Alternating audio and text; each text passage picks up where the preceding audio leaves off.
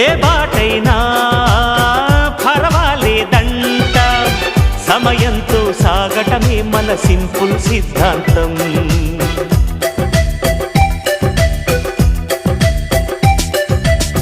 చిరుగాలికి పరిమళమిచ్చే సిరిమల్లెల వనమై ఉందాం, గగనాన్ని నేలను కలిపే హరివిల్లుల వంతెన అవుదాం.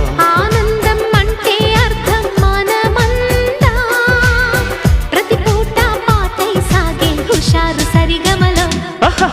ఎన్నో ఎన్నో రాగాలుండే సంగీతం కాదా, చల్లకి నవ్వుల కేరింత.